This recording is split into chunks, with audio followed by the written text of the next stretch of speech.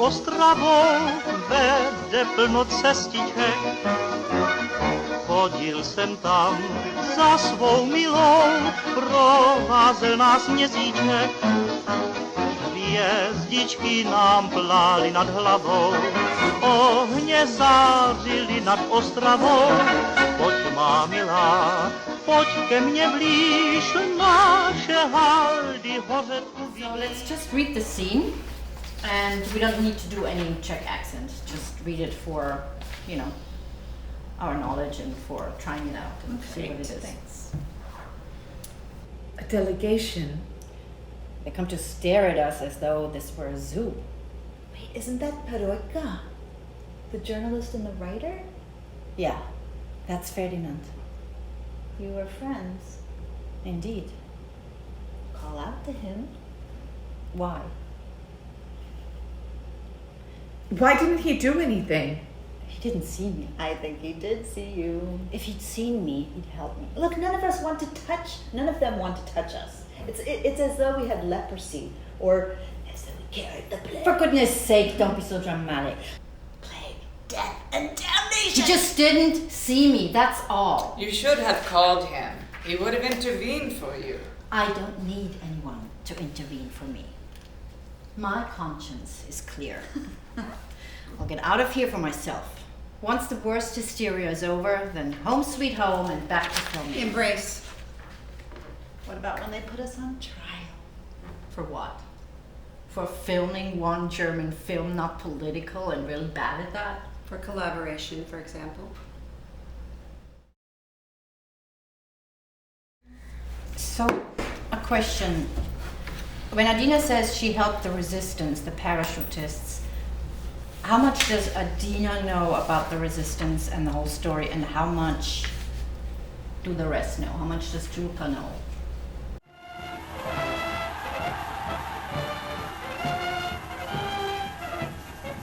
The Czech people welcomed their president Edvard Beneš, who returns from the London exile.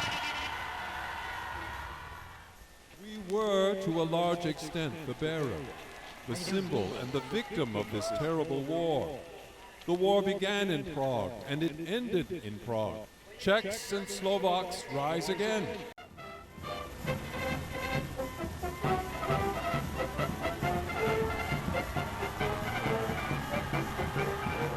Pankrác prison in Prague, where just days before, Nazis arrested and executed members of the Czech resistance and hundreds of innocent people. Now Nazis and their collaborators are waiting for trial in front of the extraordinary People's Court. Executions happen daily. Imprisoned in Pankrác prison are 5 women, all accused of Nazi collaboration. Lida, Adina, Hanna, Julka, and the unknown woman, Nova. Each of them will be interrogated about the other and will testify.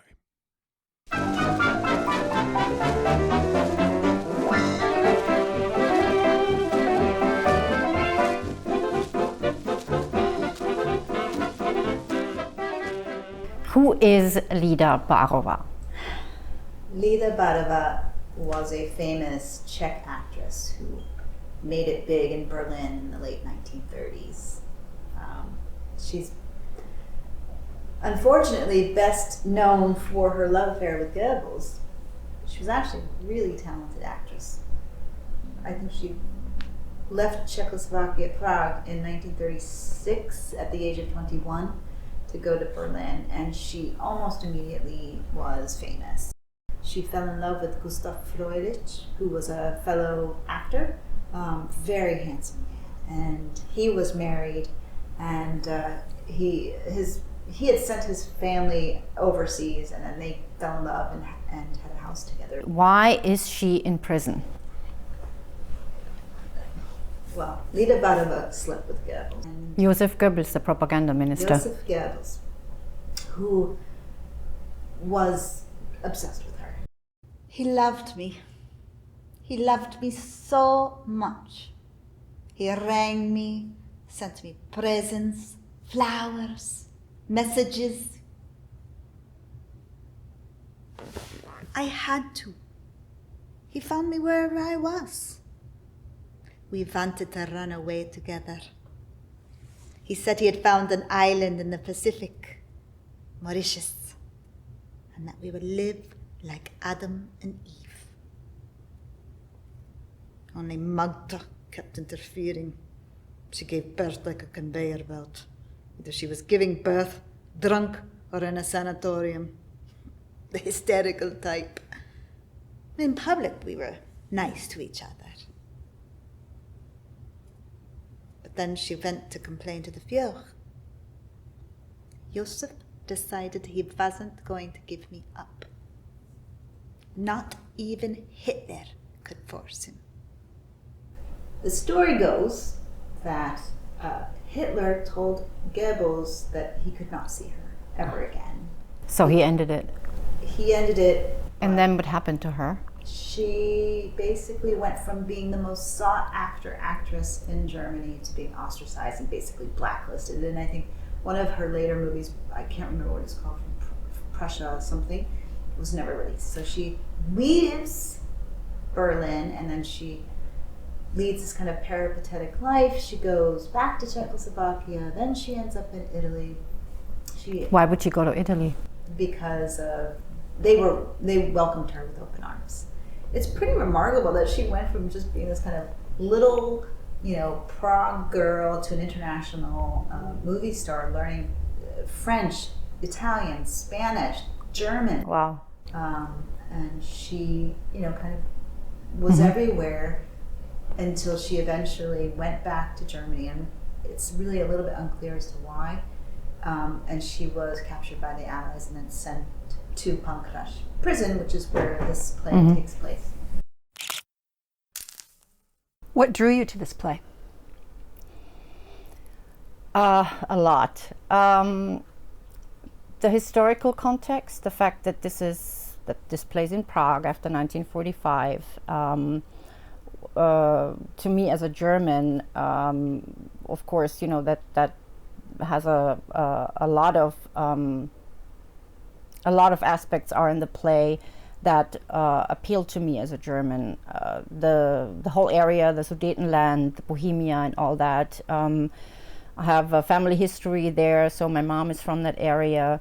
The whole Nazi story, of course, as a German, is always in our head, and there are so many aspects, and then there's again a new one. And to have a story about artists and other people who are in the prison, you normally have a lot of men in Nazi stories, and you really never ask yourself what the women were about. And there's, also the other character, Nova, who we don't know yet who she is, has quite an interesting story, and also Hannah, who played part of the resistance. So these stories were really interesting, and also the fact that it doesn't have a clear morality story or something. It's not judgmental in terms of you're evil and you're not, because I don't believe in those categories. But the fact that a time like that, if you're in a dictatorship, and a terror regime especially, and there are a lot of them today,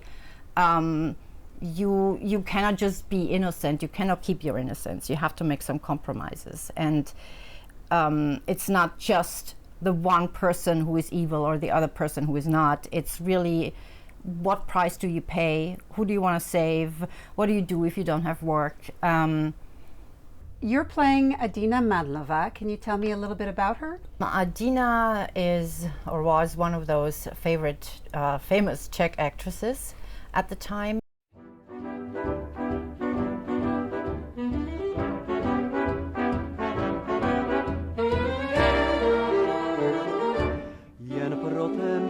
Who also made a lot of films with the Universal Film AG that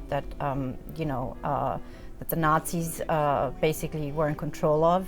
The Reich's cultural, or the propaganda ministry, Goebbels' ministry, had a lot to do in Prague, because there was this big Barandov studio that was a highly technically equipped studio at the time, and they did a lot of movies there. She had several affairs with actors, Czech actors, but also German actors who were filming in Prague. And she had one love story that she talks about.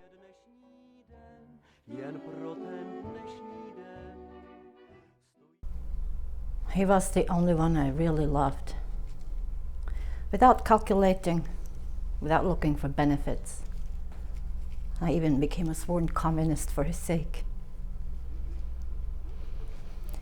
Last year, as the husband of a Jewish wife, he qualified for the transport. I tried to intercede. I even went to see Frank. For the first and the last time, I really did go to see Frank. But I was received by one of his sidekicks, and apparently Vladimir had to get a divorce.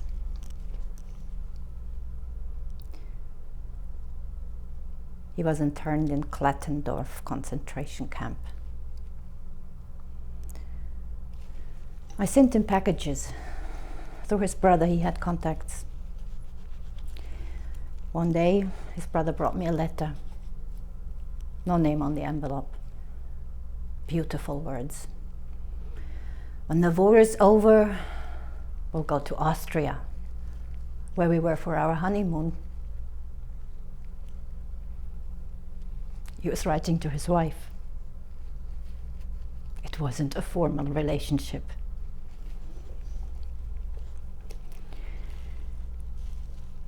I decided to bring up the child on my own. He would never see it. But my body didn't hold out. Before Christmas, I gave birth to a dead baby, a little girl. All was wrong. Gossip went round Prague that my brother impregnated me, or that I've been infected by some German. They even knew his name.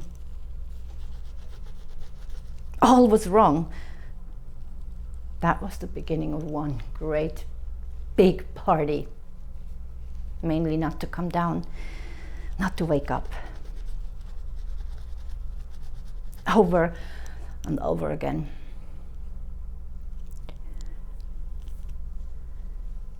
Suddenly Vladimir was standing at the door. He'd escaped from concentration camp.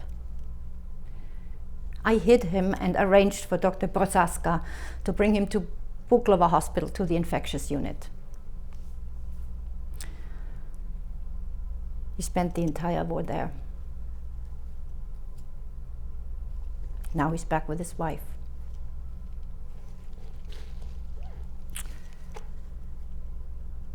I can't have any more children. And that's her sad story in the play. Otherwise, she's the one who plays or is the most, or pretends to be the toughest woman in the play. She's constantly saying, "Oh, this is bullshit. I don't have anything to do with this. My conscience is clear." So she's not as afraid as Lida is, for example. But we also don't know how much of it is, a show that she puts on, and also to kind of make herself believe her own show of strength. Why did she end up in this prison cell? Well, part of it because she had affairs with German actors. The fact that she somehow got into that rumor of having an affair with Karl Hermann Frank, who is basically, after Heydrich, the second monster of the Nazis. Do you think she feels that she shouldn't be there? Yeah. What is her relationship to the other women in the cell? She has, I think, a most intense relationship with Lida, because of course, they're both actresses. They have been in films together. They have a very mixed relationship of, it goes from big competition and bitch fests to, you fucked this guy and you fucked that Nazi, and She's always styled up her biographies. The story, literally about what happened. She didn't know. At the very end, she said she was not to blame. It was Goebbels who fell in love with her, and what could she do? Right. She's always, what could she do? Right. What could I do? She was a victim of the time. Yeah. You were a victim of everything, so there's no taking responsibility. But at the end, you're much more well known now than I was. Adina Mandlova is a much more beloved and well-known actress than Lida. Or respected. It doesn't have the dirt attached to Yeah, her you know, name. yeah, you were the Nazi whore. Yeah. It's true. At the very end, when they kind of tell each other how much they miss filming, and they kind of console each other that they'll be back soon, and they play these little games. So they're like children, but the real story about how Adina is towards Lida will come out when we know what she testifies, whether she testifies against her or she doesn't. Do you think Adina feels that somehow she's at fault for being there, or? I think she thinks, Jesus, there's so many really bad collaborators and Nazis, and I just made films, and I just, fell in love with people, and I think she thinks that's the minor problem, that she had, or that she collaborated with in terms that she filmed with the Nazis. You can't also say that you keep yourself clean and you can say, oh, I haven't done anything. That is virtually impossible, that you haven't done anything. And there was this terror regime around you and you haven't done anything. And even if you haven't done anything, you have done something. So you can't get out of a regime like this and not have compromised yourself morally. So you're playing Hanna Krupkova. What is her story? Well, she helped, she and her husband, they lived in Pardubice, which is in Czechoslovakia, and after the Germans occupied their country, from what I can tell from her story and her husband's story, is they wanted to help get the Germans out. And so we had basically the president of Czechoslovakia was in exile in London, and he was operating an army basically to get their country back. And Hanna and her husband were part of the resistance. So they helped an operation occur.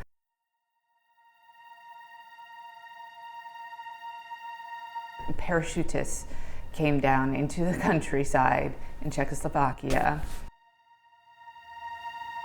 with the one goal of getting rid of the Nazi leader in the country. Reinhard Heydrich.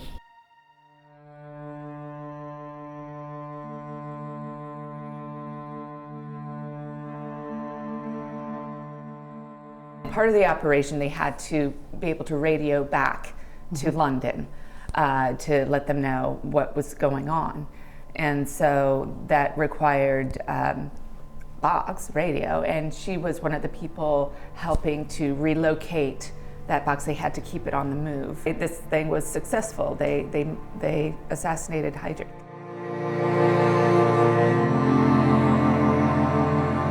And the repercussions of that were immense.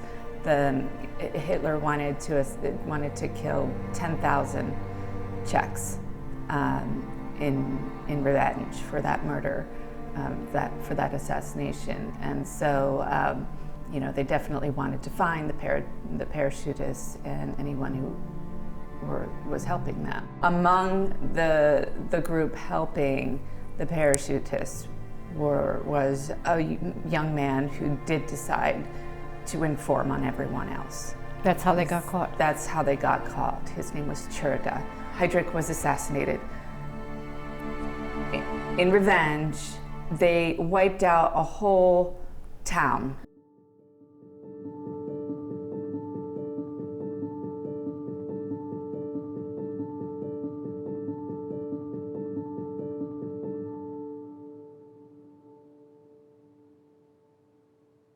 They were all killed except for Hanna and her husband.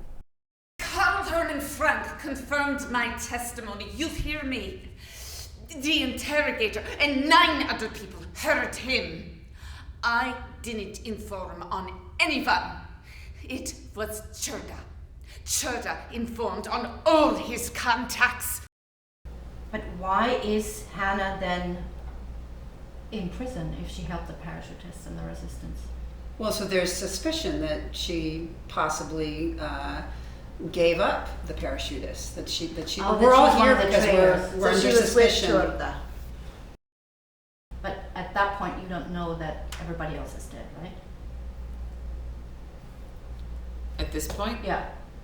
I think she would, wouldn't she? She at this knows? point? Pretty sure she knows. Yeah. And Yeah. Lidice and That was Nazaki, 42. Right, so it's now June 9, 1940. yeah. 5. Yeah. She Yeah, knows. she knows. She knows. So she must have survivor's guilt, too. Yeah, I think Yeah. so. And I think there's a difference between her own sense of maybe I'm a bit guilty versus Yeah. their Yeah. the possibility that she's really guilty, Yeah. that she deserves to And be. she also knows that whatever they come up with, it doesn't matter whether it's true or not. They can just say you're guilty, and, and that's that. that's and for you're all of executed. that's for Yeah. all of us. What is Julka's story, and who is she? How would you describe her? Well, Julka's story is that she is a Jew, and she was taken to Auschwitz-Birkenau. Once upon a time, there was a girl. She lived in Prague. And then one day, September 23rd, 1939, she had to hand over her radio. From July 20th, 1940, she couldn't go to cinema. From May, not even into any public parks and gardens.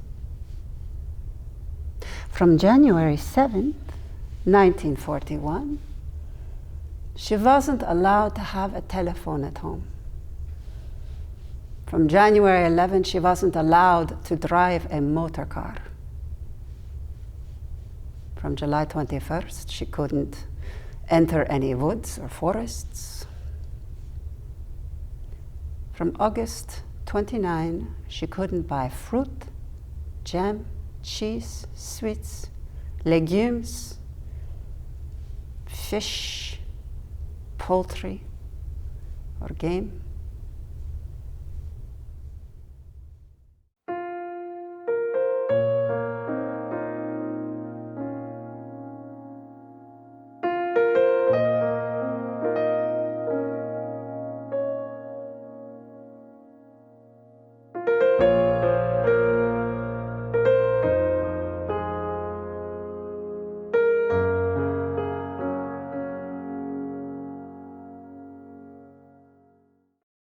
She was taken to the concentration camp, and she was made into a capo, or she volunteered to become a capo. And a capo is sort of the intermediary between the Nazis and the fellow inmates and prisoners. Someone who helps implement the Nazis' bidding, and for that gets a little bit of extra food, etc. And what I always thought was that that was a voluntary thing, and that probably the worst people, besides the Nazis, were the people who were the capos, because they were, betraying the other prisoners for their own survival and to get better living conditions. But what I've found out is that some of them weren't given any choice in the matter, which to me seems even more awful, to be put in a position where you have to betray and work for the others, work for the Nazis. So I don't know if she chose that and volunteered, or if that was forced upon her. Do you think she has some sort of a survivor's guilt as well? She says she doesn't. She says she has no regrets, but I don't really believe it. She leaves the play in such a nihilistic frame of mind. She talks about being nothing, and it just strikes me that she's living with a lot of guilt and a lot of pain, and her way of dealing with that is to just utterly retreat and put on the, make it seem like she didn't have any regrets, but I think she definitely did.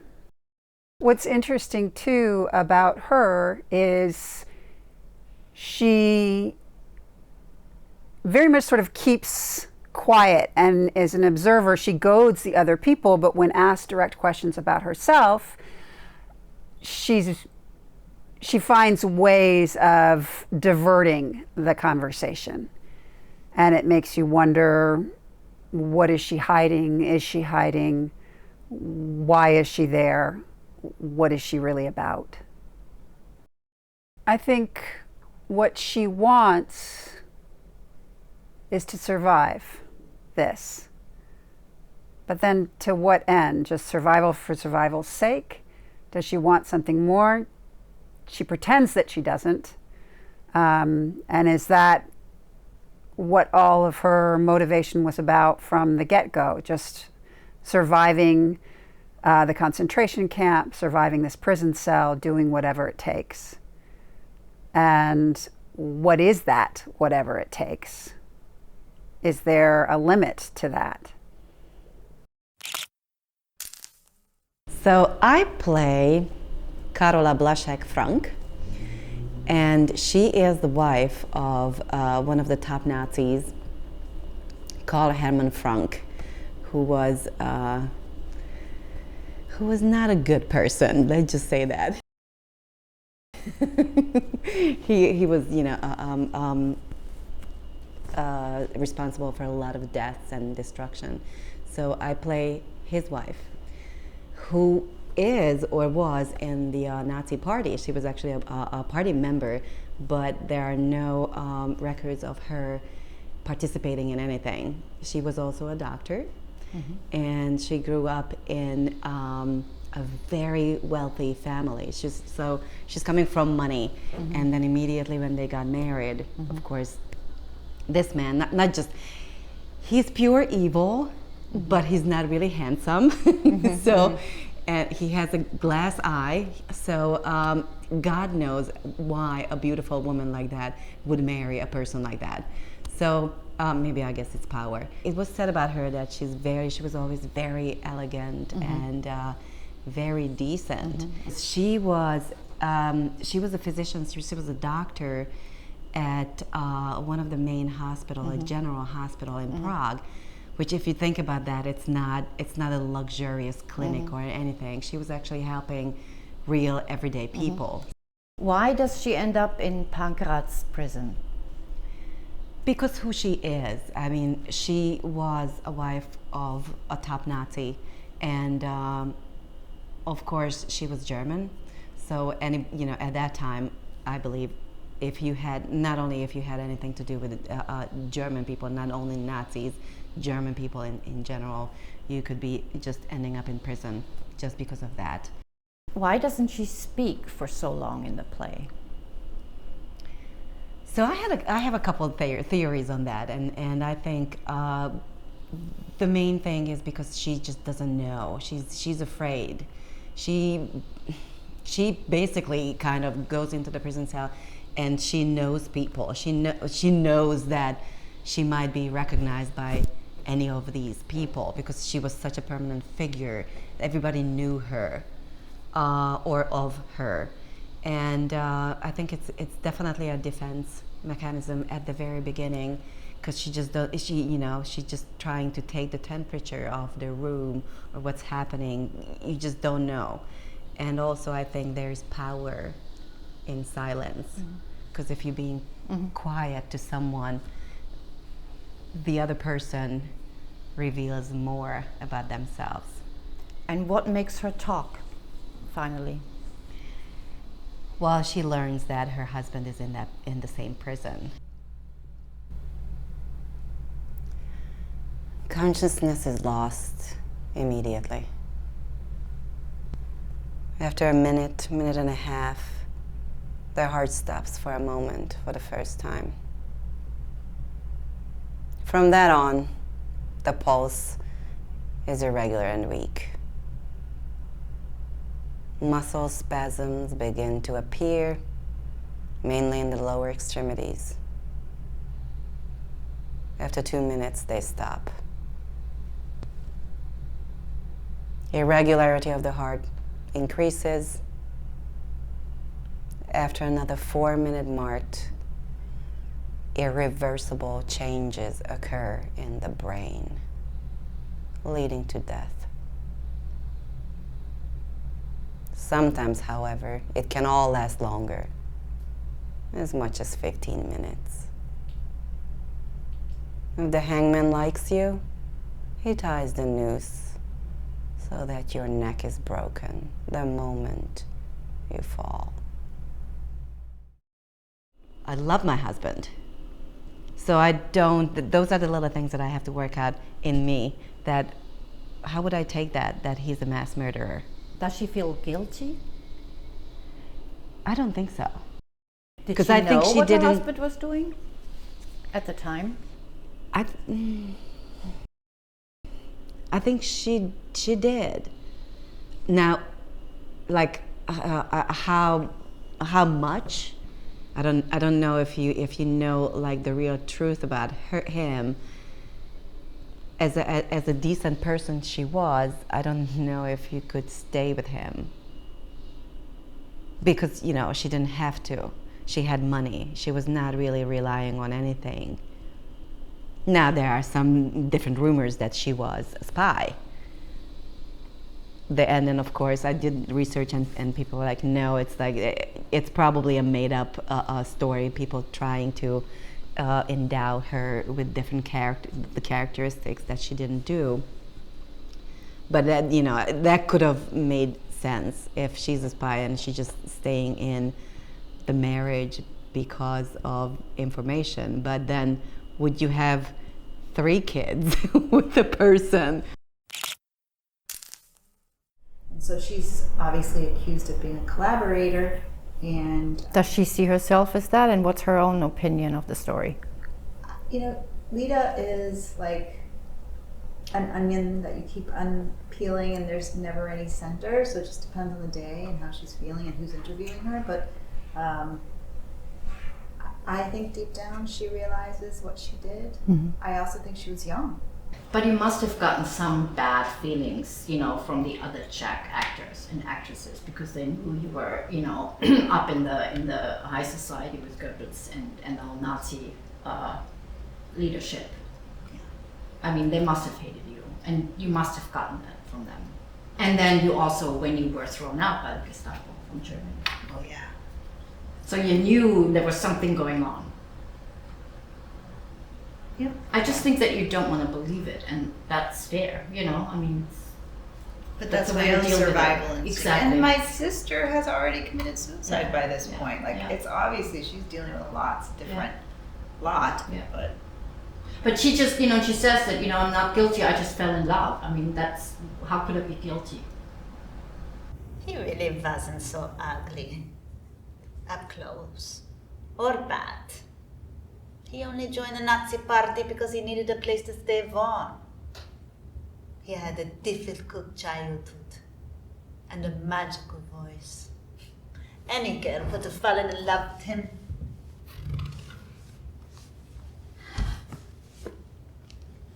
Those evenings with him, by the fire, he would sit silently for a while and not say anything, and then he'd say, "The fireside, that's my passion."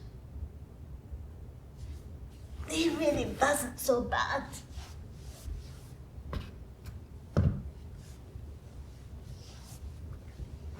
And it was mother poisoned the children. Till the end, and even in later interviews, she was in denial. She always played the victim. Sometimes she would say there was nothing she could do. You know, Goebbels was basically dictating the relationship. Other times she would move a little bit closer to admitting that she played a role, but she'd always pull back. Ausgemacht. Und war irgendwie, hat mir einmal gesagt, was ich machen würde, wenn alles schief gehen würde.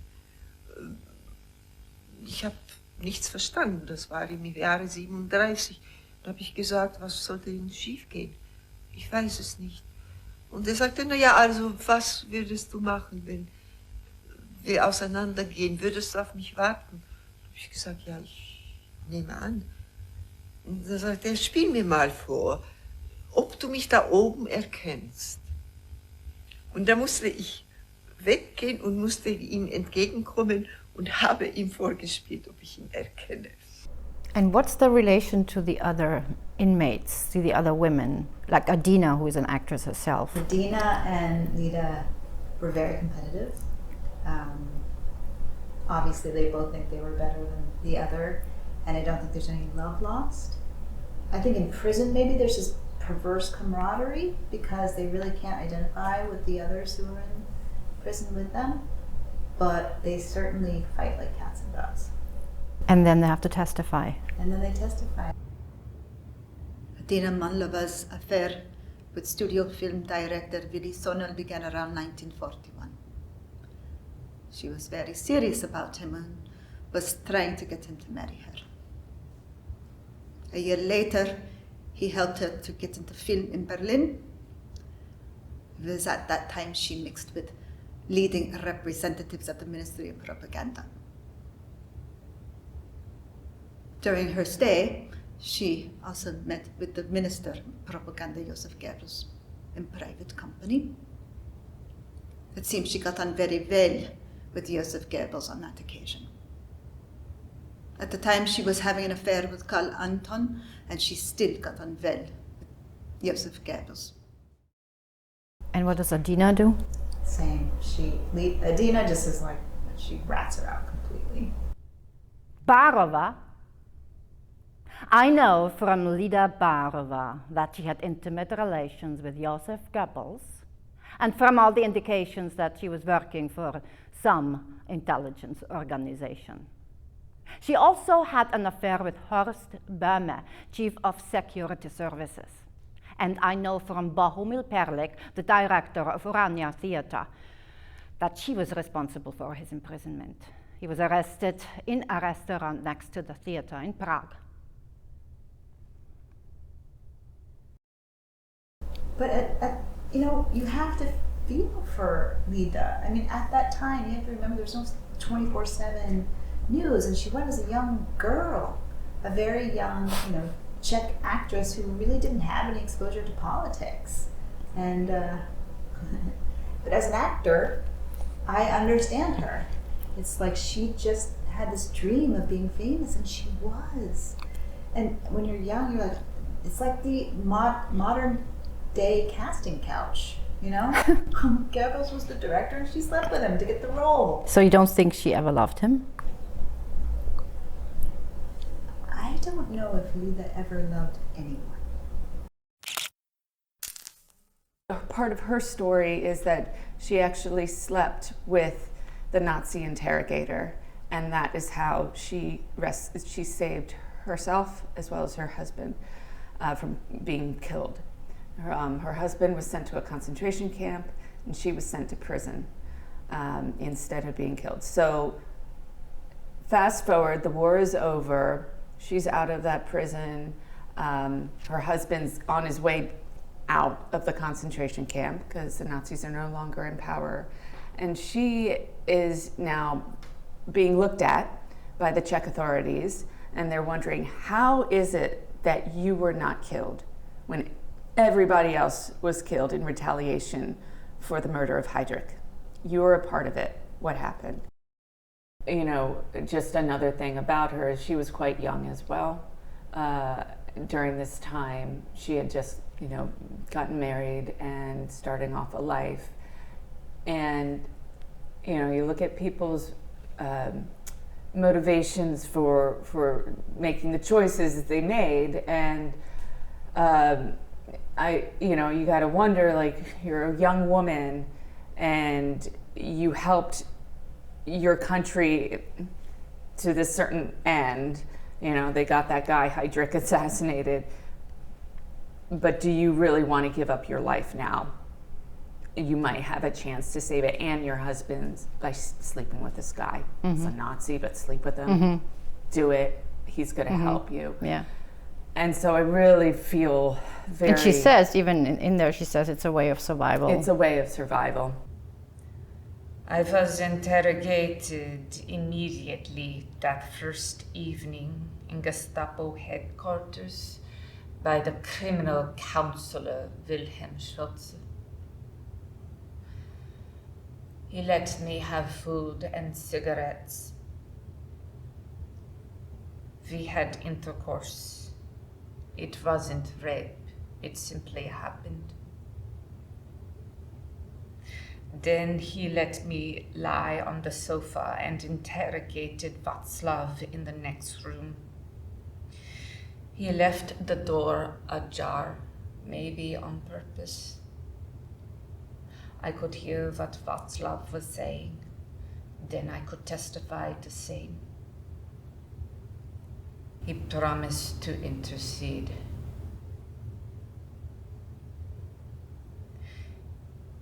He could influence Karl Hermann Frank.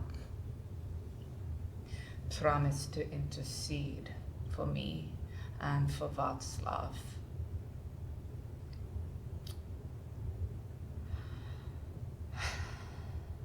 It was a way of surviving. Does she relate to any of the characters in a special way? Yeah, so she has an interesting way of relating to one of the characters in the play who comes in after the other characters arrive in the prison cell.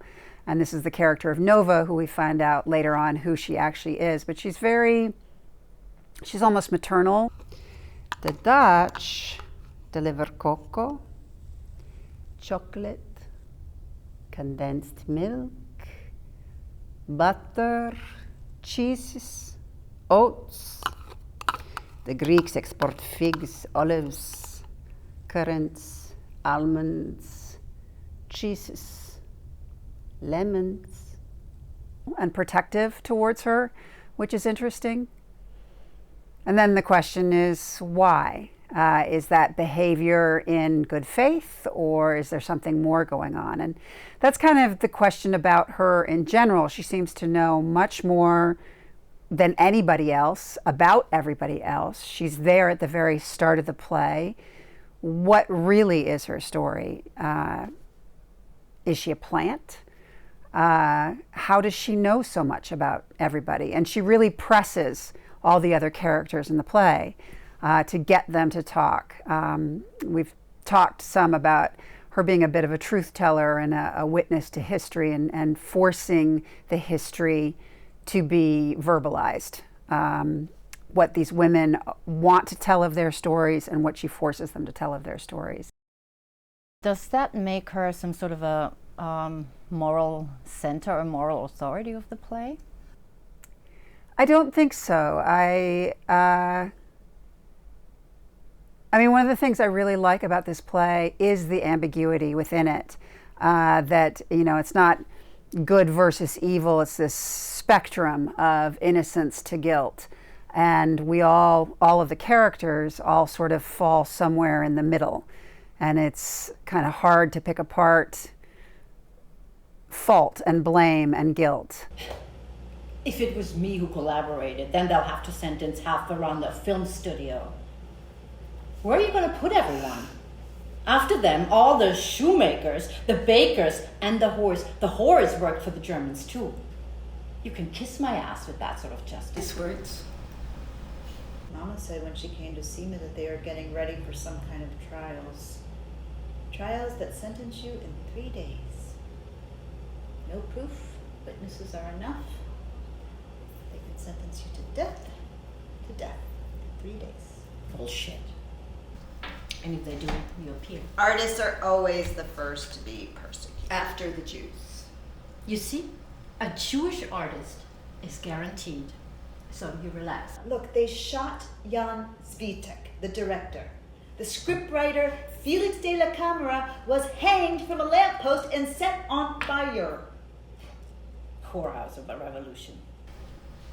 Just look. They've even locked these two up in there. What sense is there in that? Think about it for a moment.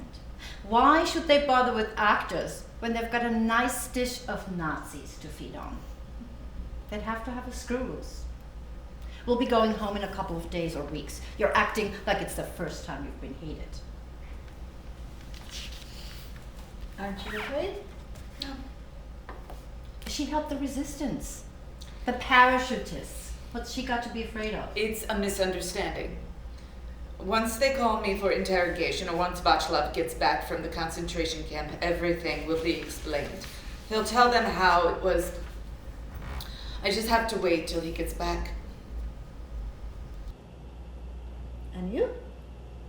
I'm waiting too. Oranges and lemons, say the bells of St. Clement. You owe me 5 farthings, say the bells of St. Martin's. When will If the hangman likes you, he ties the noose so that your neck is broken the moment you